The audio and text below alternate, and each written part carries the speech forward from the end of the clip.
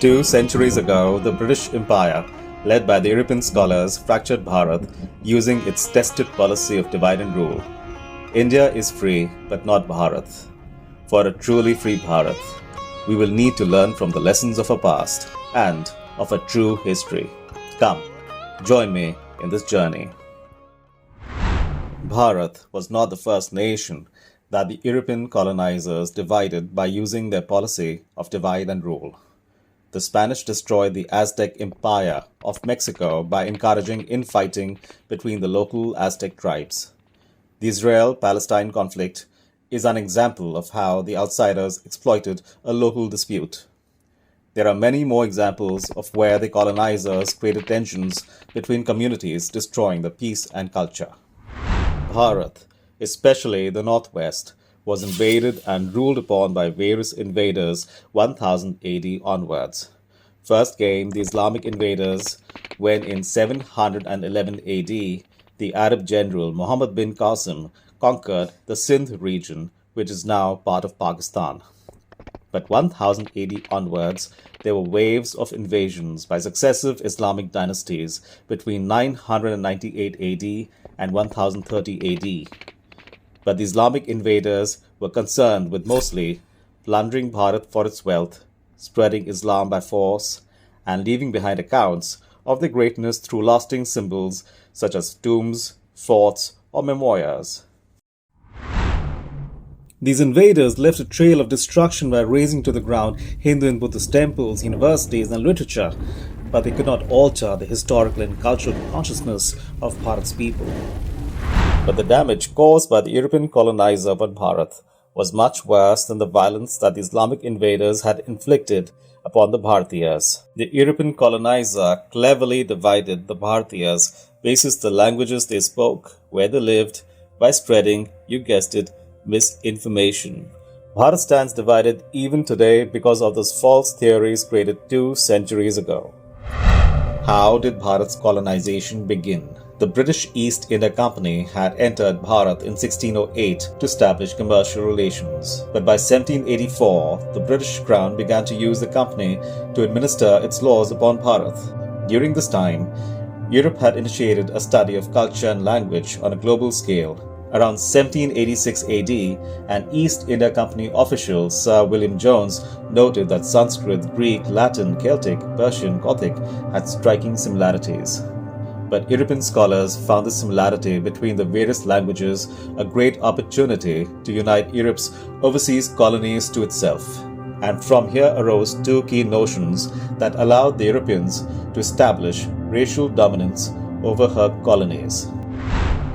The comparative linguist Franz Bopp created the first notion that the sister languages of Greek, Latin, and Sanskrit were in fact daughter languages of an ancient and lost language that he called the Proto Indo-European language. In 1842, the German scholar August Wilhelm Schlegel went a step further to claim that this mother language, which he called the Proto-Indo-European language, originated in Central Asia and from where the descendants of these supposed ancient creators traveled to Europe and to India, carrying with them Latin, Greek, and Sanskrit respectively. With this, the early colonizers had set the stage to falsely establish Eurasia as the birthplace of Sanskrit and to establish the Europeans as culturally superior to the Bhartiyas. The second notion was the Aryan Invasion Migration Theory. The theory had no truth to it. It was just a fairy tale. But here's what it set out to prove. The natives of Bharat were wild and illiterate and spoke inferior languages. All the educated and wise people called Aryans came from outside of Bharat and from somewhere in Central Asia. These Aryans brought with them Sanskrit and composed the good stuff like the Vedas. The Aryans beat up and enslaved the wild illiterate Indians and who were conveniently classified as Dravidians. So what did this Aryan Invasion Theory accomplish? Well, for starters, it divided Bharat artificially into the people from the north called Aryans and those of the south called Dravidians. So today we still squabble about who's from Bharat and who isn't, whose language is superior, and call each other North Indian or South Indians. How did this theory come about? The German scholar Theodor Benfey manufactured the notion that the original natives of Bharat were tribals, who were wild and illiterate. The Scottish linguist John Muller then drove the colonial spear through the heart of Bharat by proposing that a Sanskrit-speaking race called Aryans conquered Bharat. These Aryans drove down the native aboriginal tribes of India, who he called Dravidians and Dasyos, towards the south of India and elsewhere, and also enslaved them. In the early 1800s, the East India Company backed the efforts of the European scholars to alter Bharat's history. The East India Company hired the German philologist and devout Christian Max Muller to study the Rig Veda. Muller claimed that the oldest scripture of Bharat was composed in 1200 BC. This date was made up. Max Muller signed this date in keeping with the biblical story that the world was created in 5500 BC. Eventually, the Europeans randomly assigned the date of 1500 BC to when the Aryans invaded Bharat. Now all that remained was to feed into the grassroots of Bharat its falsified history. Thomas Babington Macaulay was aware that it was necessary to destroy Bharat's traditional education systems and to introduce the idea of an enslaved Bharat. And so English became the medium of instruction to introduce the new propaganda. Macaulay joined the Governor-General's Council and was responsible for the adoption of English as the medium of instruction in Indian schools in February 1835.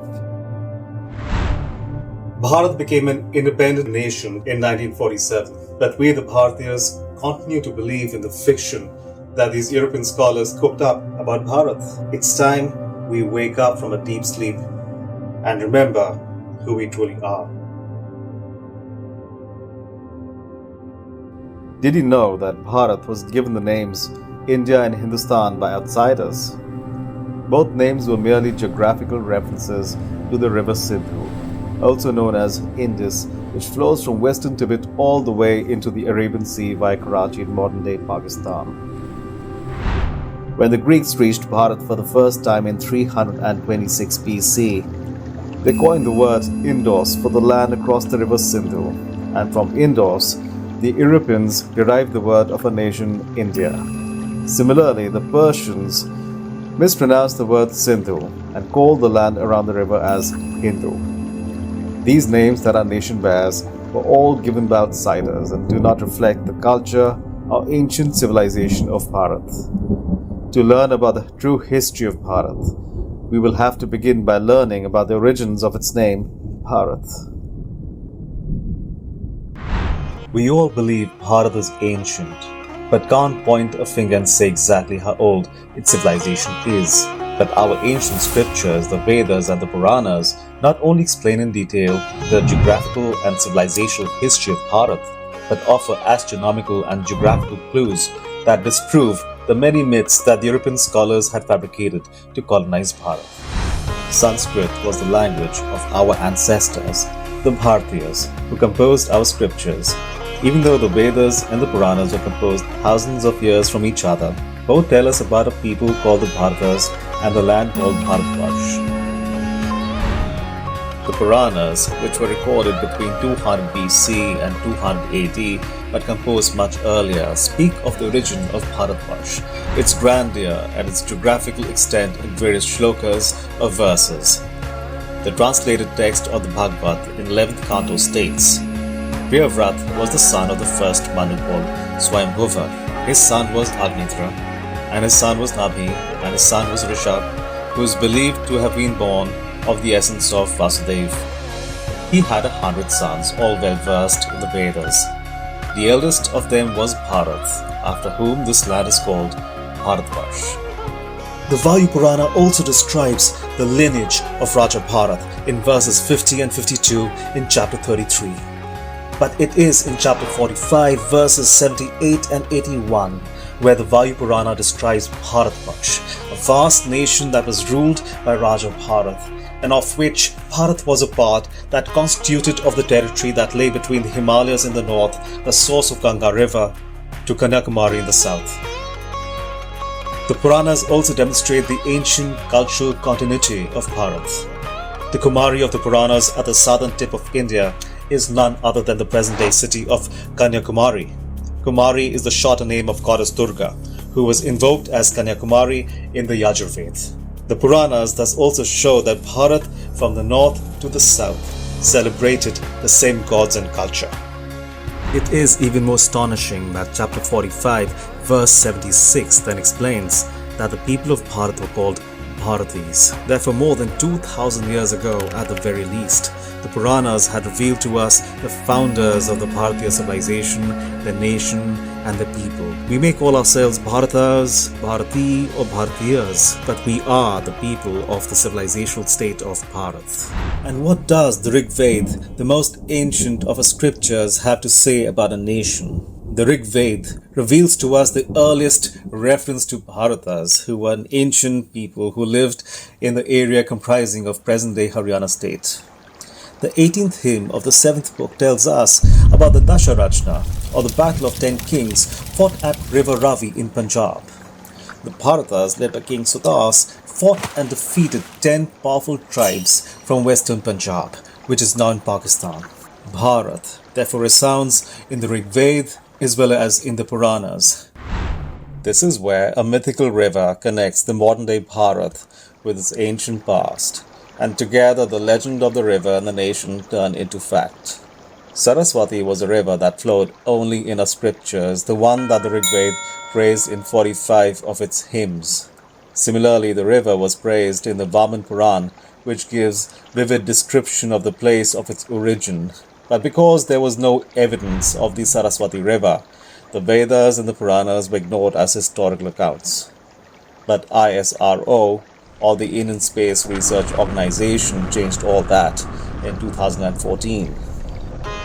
Using satellite imaging along with various other scientific tools, ISRO located the course of the river between the Satluj and the Yamuna. The study revealed that the Saraswati flowed in full majesty at around 6000 BC. The river originated in the higher Himalayas and flowed through the western part of Indo-Gangetic plains, along with several tributaries like the Satluj, Yamuna, Chatang and Drishadvati. The Saraswati river system passed through the states of Himachal Pradesh, Uttarakhand, Punjab, Haryana and Rajasthan, and finally discharged into the Rann of Kutch in Gujarat.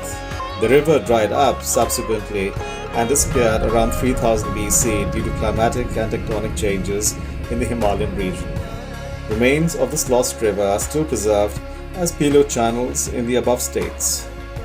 The study thus brought the ancient river to life, which in turn established the Rig Veda and the Puranas as historical accounts. But the study achieved a lot more than just that. It disproved and demolished the Aryan Invasion Theory. The discovery of the Saraswati as a living river also helped show that there was no invasion of Bharat by an invading race called Aryans. The Aryans that Max Muller speaks of invaded Bharat in 1500 BC, 4500 years after the Saraswati river was at its might and 1500 years after it had disappeared. Max Muller's Aryans would have had no clue of the river's course and ecology if they indeed did compose the Rig Veda in 1200 BC. So the clear answer is, these Aryans that Max Muller speaks of did not compose the Vedas. Now on to the invasion theory bit concocted by the Europeans. ISRO gives a very clear answer to this question. There simply was no invasion. Through satellite imaging, several Harappan and pre-Harappan sites have been discovered around Saraswati River's paleo-channels, or the ancient course of the river that is now dry. The Harappan civilization itself is dated to be at least 8000 years old. This shows that the civilization that composed the Rig Vedas existed for thousands of years in harmony with the Harappans. The discovery of the Saraswati river system in fact corresponds with the Vedic and the Puranic descriptions of the river, helping establish that these scriptures were in fact historical accounts. So I truly hope that this short video lent a voice to Bharat's history and gave a glimpse into how wonderful and ancient our country truly is. Now before I take your leave, I would like to remind us all of a lesson from our past that we should never forget. United we stand and divided we fall. Namaste.